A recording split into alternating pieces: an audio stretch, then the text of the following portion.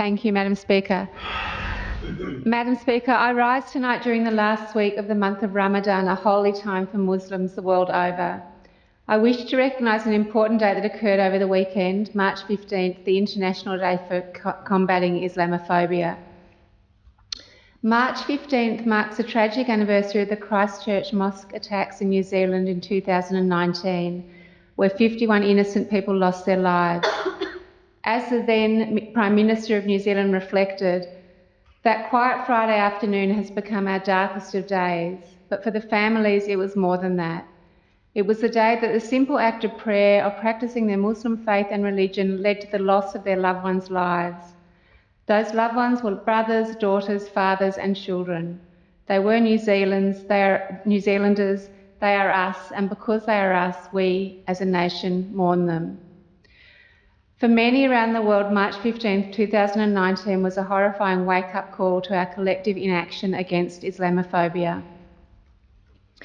As a Jewish woman, I know all too well the devastating impact of hatred and prejudice. My community has faced centuries of persecution, discrimination and violence simply because of our faith and identity. The pain of targeted violence, of being dehumanised for our beliefs, resonates deeply with me. This shared experience of marginalisation binds us together in our duty to combat all forms of hate, including Islamophobia. Islamophobia, like anti-Semitism, is a form of racism. It targets Muslims or those perceived to be connected to Islam with prejudice and discrimination. It takes many forms, from overt acts of violence to subtle exclusion and harassment. It seeks to silence, marginalise and deny Muslims their rights, opportunities and freedom to live without fear. In Australia, Islamophobia is an ugly reality that has shaped the experiences of many Muslim and Arab Australians. This prejudice has enabled racial profiling, harassment and exclusion from public life, discrimination that tears at the fabric of our society. Since October 7th, 2023, this prejudice has only intensified. The rise in harassment and attacks on Muslims in Australia has been well documented, including in a report by Monash University sociologist Dr. Susan Carland. This is totally unacceptable and must be challenged. Those who blame all members of a faith for the actions of a few promote hate and violence.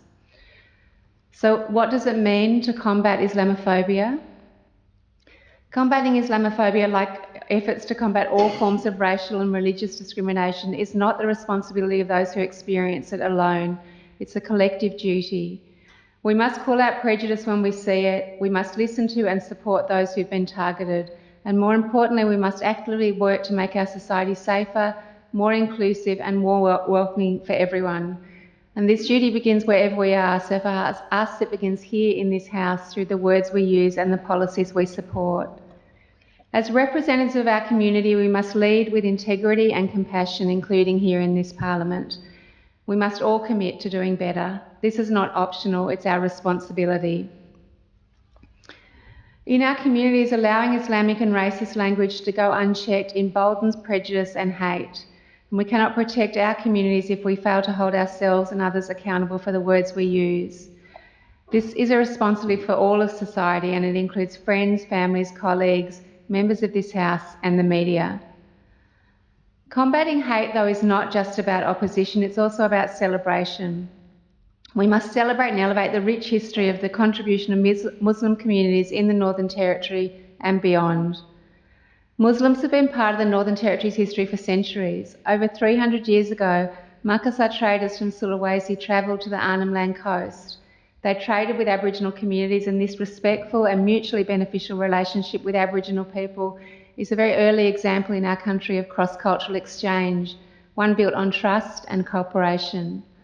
Since the 1860s, Afghan Cameleers and their descendants have practiced their Muslim faith in Central Australia. Reflecting on this long history strengthens my commitment to inclusivity in the Territory today. We all know that the Northern Territory thrives because of its diversity. It's what draws people here, and it's what makes people stay.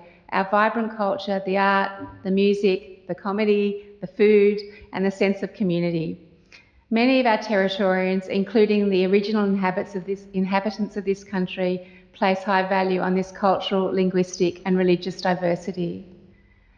I often hear people say, it's not like other places in Australia here. We all live together. To truly live together well, we must care for one another, not only in hard times, but when times are good. We must work to ensure that everyone in the Northern Territory feels safe, welcome and valued.